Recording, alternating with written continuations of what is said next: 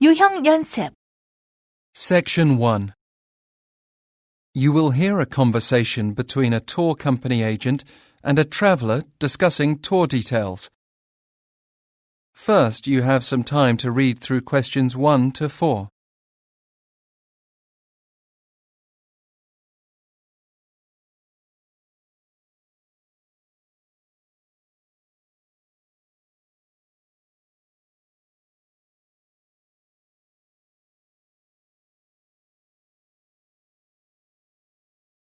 Now listen carefully and answer questions 1 to 4. Thank you for contacting Sunwave Tours. How may I help you? Hi, my name is Alex. I'm here in Melbourne for work until this Saturday, and I'd like to go on the city tour that I saw advertised in your flyer. I'm available on either Wednesday or Thursday. We can certainly accommodate that. What in our city are you interested in seeing? Well, I am curious about both historical sites and contemporary culture, but I'm also interested in old architecture. So I do want to tour some art galleries more than anything. I heard that there's a national art gallery in the city. Yes, there is. I'd actually recommend our Top Spots tour. It starts just in front of our office on Elizabeth Street and concludes at the National Gallery of Victoria, and there are lots of places to get lunch in that area afterward. That really sounds ideal. And what does the tour cost? Let's see. It's $55 for the half day. That runs for a total of about 5 hours. Or there is a full day tour that costs a bit more. It includes a 7-hour tour with a free lunch. Seems reasonable enough. What time does the half-day tour start? It's from 9 a.m. to 2 p.m. this Wednesday. The guide for this tour likes to start earlier in the day so that you can see the sunlight shines on the major landmarks at optimal times. That might be a bit too early for me.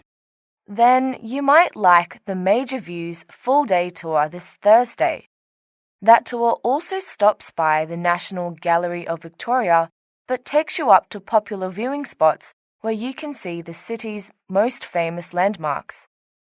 It starts in the morning, too, at 11 a.m., but the bulk of it takes place in the afternoon, ending at 6 p.m. The guide will also take you to a nice restaurant for lunch. Oh, all right. I reckon the Thursday tour will suit me best. What is the cost for that tour? It's $70 per person, but we have a special this month. You get $25 off if you make at least 2 bookings. That seems reasonable. However, I'm the only person, so please book just one spot for me. Great. What's your name and phone number? Alex Fenway. Fenway. And my mobile number is 555-671-920. Thank you, Alex. On the day of the tour, there will be a guide at Central Station to meet you. The guide will be holding a large sign and wearing a T-shirt with Sunwave Tours printed on it. Great. Thanks for all your help. You now have 15 seconds to check your answers.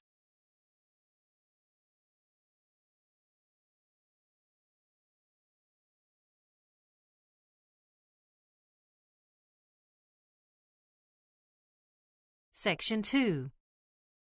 You will hear a radio broadcast by an announcer about making purchases overseas. First, you have some time to read through questions 5 to 7.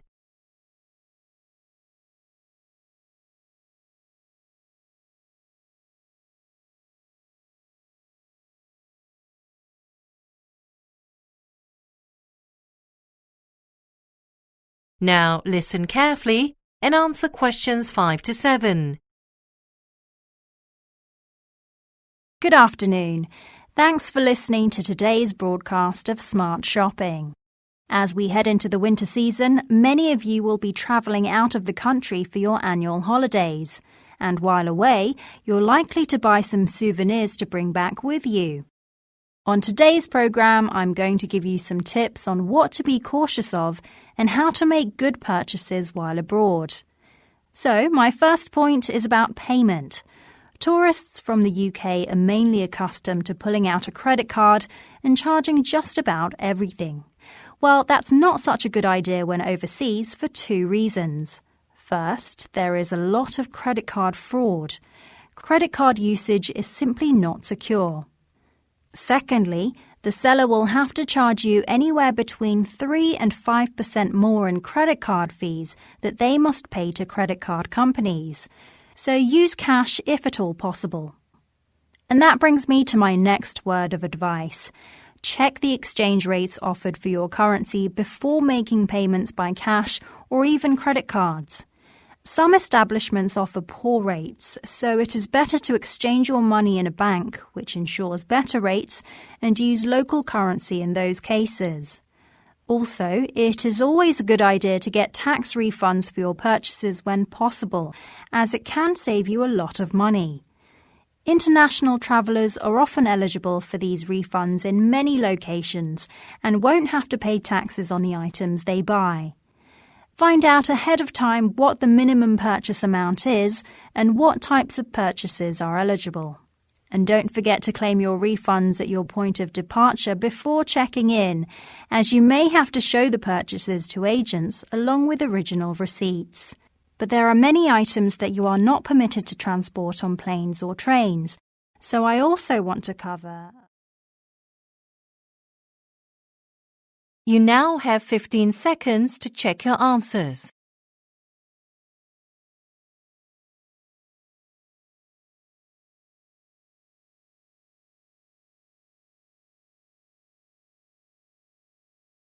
Section 2.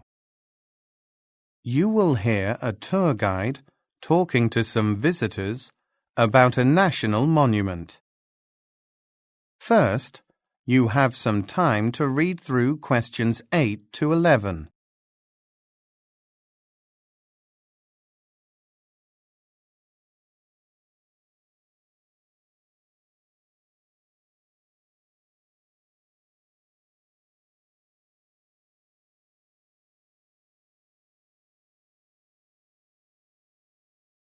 Now, listen carefully and answer questions 8 to 11. Welcome everyone to Devil's Tower National Monument. Not only can you view the famous Devil's Tower rock formation, but there are lots of great routes for hiking and rock climbing here in the park. If you are interested, you can ask about those activities at our climbing office.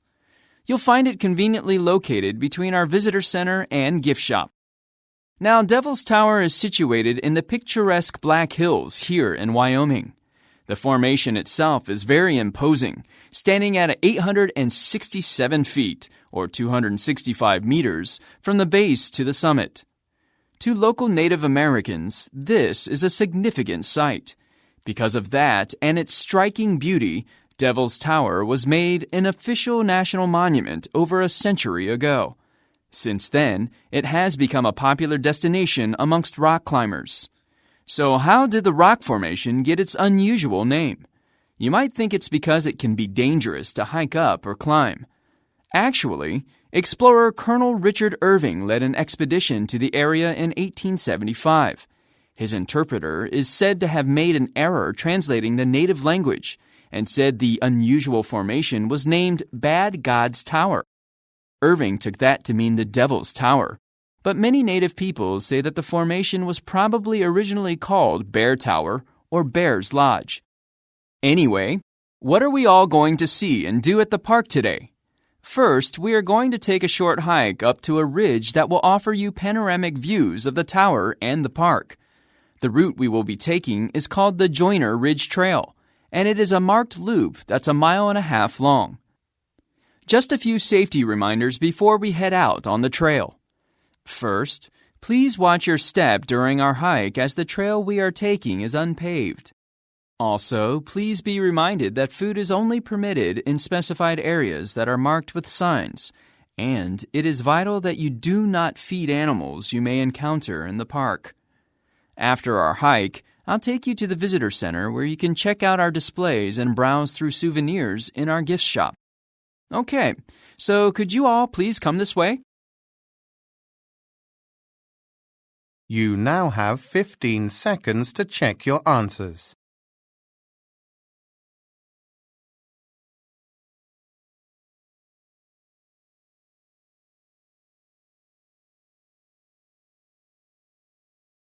Section 3. You will hear a conversation between two students about studying abroad in Singapore. First, you have some time to read through questions 12 to 16.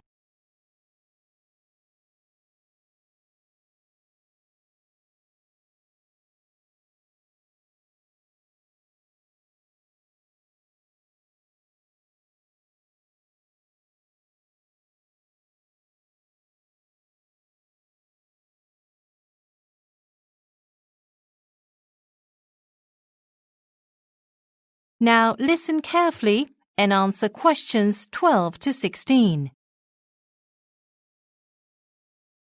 Hello, Laura. Do you have a minute? Sure, John. What's up? I've been considering enrolling in the study abroad program in Singapore for psychology that you completed last term, but I'm still unsure of some things. What things in particular? Well, I couldn't find much information on the application process. What was it like? Actually, it was a bit too complicated. There are a lot of steps to complete. I see. And what did you think about the lectures there? They were excellent. I found all of them very informative and insightful. And the lecturers themselves? They are all experts in their areas. A few of them are even published authors, especially the professor of my psychometrics course. He was terrific. It was because of him that I chose the topic of psychometrics for my senior year thesis. Oh, that sounds rather challenging. Not at all. I was intimidated by the subject at first, but I didn't find it overly complicated as it was just an introductory course. I definitely recommend taking that one. I see. Which other courses do you recommend? I know that you're focusing your studies on counselling, so you should take the adult counselling course that is offered as well. Yes, that would be good. Were there quite a lot of assignments or requirements for each class? A fair amount, but instead of a long final paper, most of the classes I took concluded with a final test. That sounds tough. Are there many differences between studying there and in the UK? Definitely. The type of psychology they teach is very similar to statistics. Lots of numbers, data and stuff like that. Far less of the theory and discussion we had in the UK and more science-based work, so it's a different sort of challenge, but it appealed to me. That's why I chose psychometrics. Oh, that makes sense. I'm actually hoping to take some data analysis courses if I take part in the program too. It would help with my minor in psycholinguistics. Speaking of which, I have some information about data courses in Singapore. Let's head to... You now have 15 seconds to check your answers.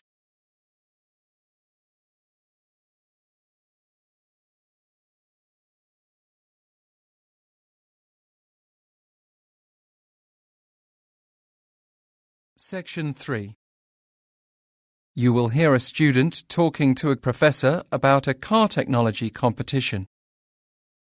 First, you have some time to read through questions 17 to 20.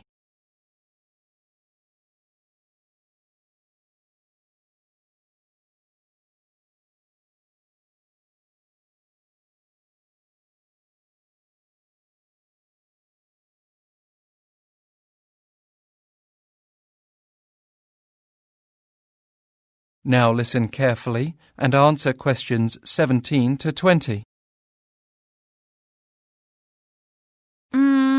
Professor Brown, I'm hoping to participate in the National Car Technology Competition. Certainly, Alice. The idea submission deadline is next Thursday, though. Do you already have an idea in mind? Oh, I have a couple of ideas. One is for a biometric access system. This would allow only particular users to unlock, start, and drive the vehicle by using sensors. Interesting idea. How would that work exactly? Well, it would require the use of a scanner to access the vehicle and interior sensors to scan the eyes of drivers for retinal confirmation. Drivers would place a thumb on the outdoor scanner to unlock the vehicle, and the retinal sensor would allow them to turn on the ignition. That might be complicated. Do you have any ideas on how that sensor might work? I was thinking about embedding it in the rear-view mirror. The driver would simply look into the mirror, and the sensor would scan their retina. If the person is authorized to use the vehicle, the ignition would automatically turn on. Sounds impressive. I think you should go ahead with that idea. Is there anything else you need help with? Well, actually, the entrance fee is higher than I expected. Oh, there actually is a sponsorship from the university that you may be eligible for, and as far as I know, you'll be able to do that. Then the cost of $200 for entering the competition would be lifted. And of course, you'd be able to use materials for the project at our lab facilities. You can pick up a form to apply for the sponsorship at the academic office. Excellent. And what is required for the application? You'll first need to submit a proposal, no longer than 1 page, to the Dean of the Engineering College by this Wednesday. If he thinks your idea is intriguing enough, then he'll meet with you in person to discuss some additional details about it. All right. I suppose I ought to get started on typing my proposal then. Oh, and for your reference, the proposal must include a rough design or sketch of your idea. Otherwise, the Dean won't accept it. It's a very particular requirement, but it's because he prefers to look at papers with graphical information. The proposal can be structured as you like and in any file format, and you can list references any way you want as well. That's exactly what I was going to inquire about next. Actually, would you have some time to meet either today or Tuesday to provide me with some guidance on how to draft the proposal? Certainly. I'll be available at my office after 4 p.m. this Tuesday. See you then? Great. I'll come by your office at 4:30 on Tuesday. Thanks. You now have 15 seconds to check your answers.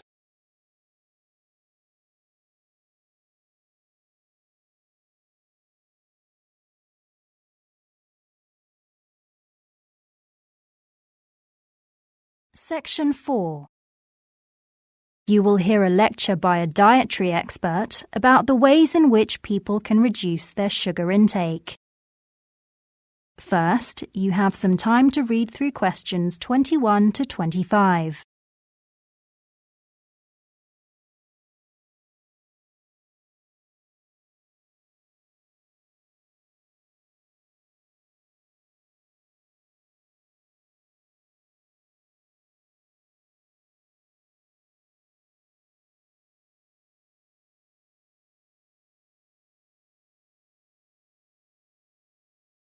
Now listen carefully and answer questions 21 to 25. So, as we discussed last time, sugar is the culprit for a variety of ailments. Not only is it an addictive substance, but it is a direct cause for diabetes, the rates of which have never been higher. In addition to that, it also contributes to heart disease, obesity, and mood disorders. And those health issues are also rising at an alarming rate. The problem is that people are consuming more sugar than we even realize. So, how can we reduce our intake and avoid a variety of health issues? Well, first, it is important to read through ingredients on manufactured products and be aware that sugar has different names: sucrose, glucose, and fructose, just to name a few. So when advising patients, it is naturally best to tell them to avoid products with added sugar and use sweeteners that are as natural as possible and stay away from processed sugar. Something like honey provides sweetness and is better for digestion than refined sugar, as it allows nutrients to be absorbed more easily. It also contains fewer empty calories than sugar. If the taste of honey is too diverse and processed sugar is preferred, then it is better to use it in its raw state, such as brown sugar, while common white table sugar should be eliminated. and it's also important to not drink sugars. People don't realize the enormous sugar content in a soft drink, and even fruit juices have a very high concentration of sugar as well as high caloric intake. Water, of course, is the number one fluid we should consume. But I believe herbal teas are another great option because they give you some flavor and they can offer extra vitamins that are good for us. Another thing to avoid is manufactured food products that are labeled fat-free. Often, to make up for the flavor from missing fat, sugar is added. Just for one example, it is better to use real cream in your coffee rather than a fat-free substitute. And likewise, urge people to avoid products that are said to be sugar-free as they usually contain chemical sugar substitutes which can actually be more harmful than processed sugar. Most dietary experts agree that the best thing people can do is get the sweetness they want through natural sources rather than sweets or sugarless alternatives with chemicals. Get it through fruits and vegetables above all. They are a much better source of natural sugar, and they also contain essential vitamins your body needs. That's the best way to get the sweetness your appetite may want. But you can also eat yogurt and whole wheat products. You now have 15 seconds to check your answers.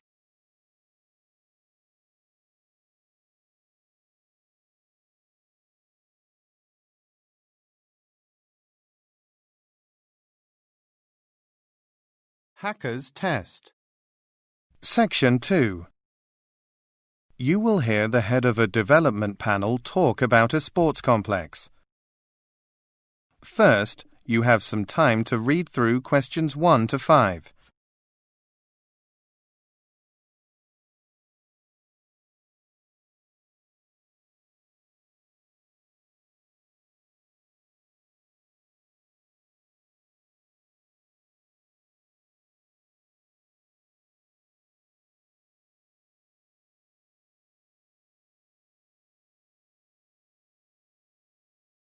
Now listen carefully and answer questions 1 to 5.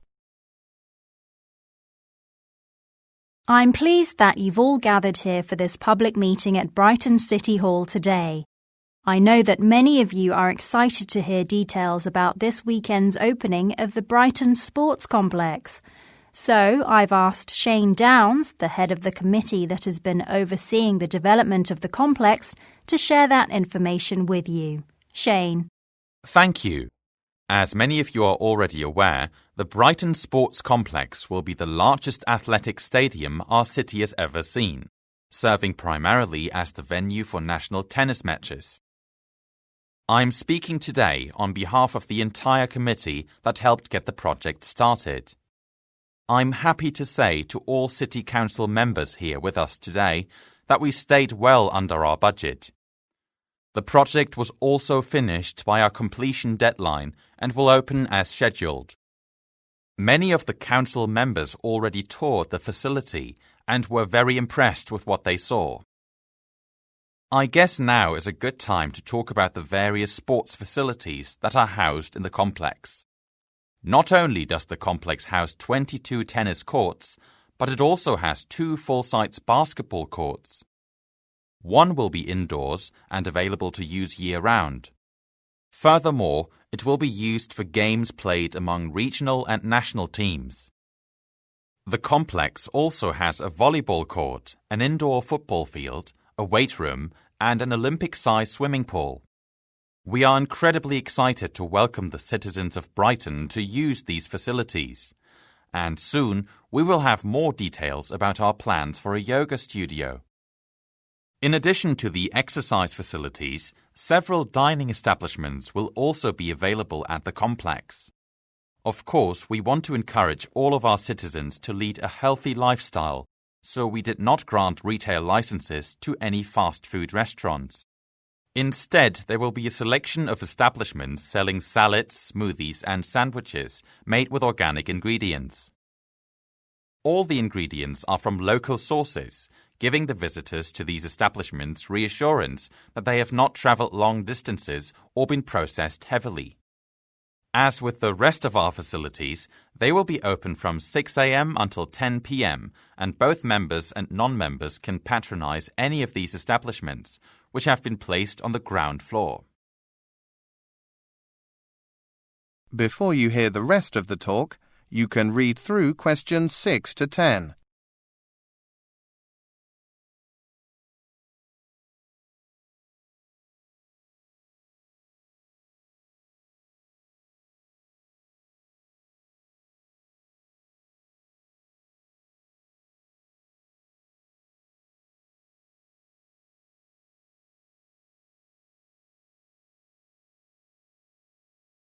Now, listen and answer questions 6 to 10.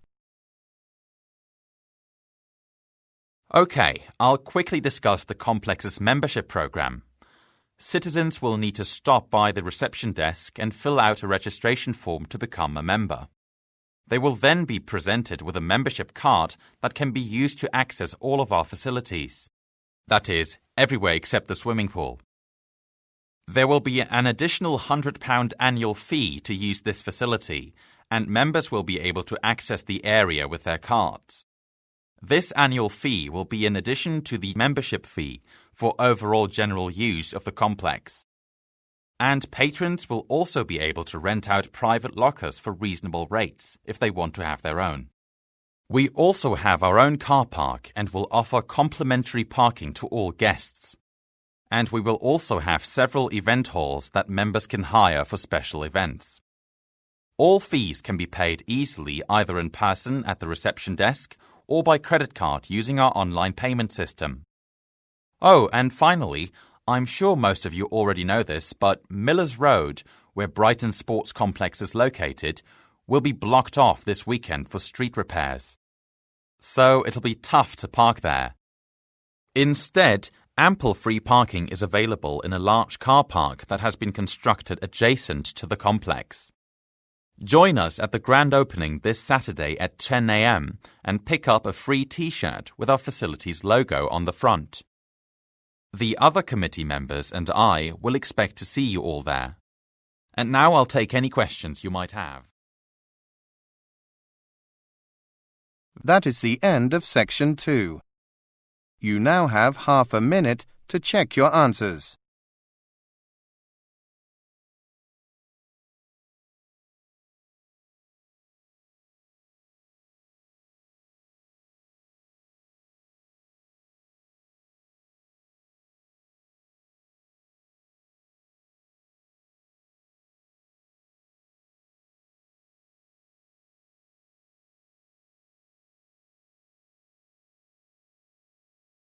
Section 3.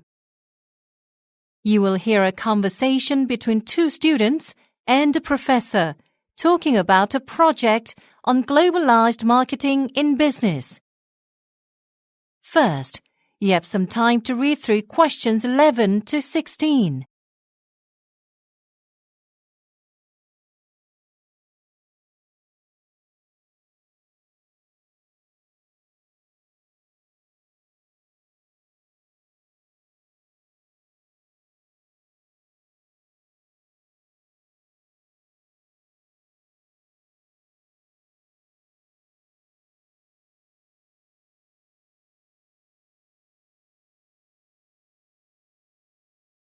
Now listen carefully and answer questions 11 to 16. Thanks for stopping by my office, Catherine and Matthew. So, how are you both doing on the project about globalized marketing in business? I think everything's going smoothly so far. We have finished our outline for the structure of the report, and I've just finished our introduction. And I've been doing the research for the main body. Yes, we've started doing research online. About specific globalized companies. So when we finish that, we can begin work on writing the main body of the report. Well, what companies have you focused on already, Catherine? I've discovered some information about globalized fast food businesses. What's notable about these companies is how they've altered their product offerings to appeal to various markets worldwide. So you've covered one aspect of marketing there, products. Have either of you researched any specific examples of that? I have. American fast food chain Burger King, for instance, has a menu primarily consisting of burgers containing beef. So when the company launched in India, some changes needed to be made to its products in order to entice the local market, which is made up of many consumers who do not eat beef. And what impact did doing that have on the company? Basically, by giving attention to the concerns of individual consumers in India, consumers' perceptions of Burger King's products improved there significantly. I see. The company started to become more highly regarded in surrounding countries in Southeast Asia too. It was interesting to see how rapidly favourable news about a company spread like that. So you've looked at the place aspect of marketing in your analysis of this fast food company as well. Markets react differently in different countries and regions, but your report should focus on all four marketing elements. So, Catherine, what about the other two? Well, I also did some research on the promotion aspect for print advertising for the Swedish vodka company, Absolut. This company decided to choose different ads for different regions and incorporate cultural slang into each area's advertisements. Very good. Other than the language, though, what else varied in the ads? Did Absolut modify its usual graphics and size? Or did it make any changes to its image branding? Not those things specifically, but other elements in print ads, such as colour, also varied in different regions. Sounds like you've made good progress. Before you hear the rest of the discussion, you can read through questions 17 to 20.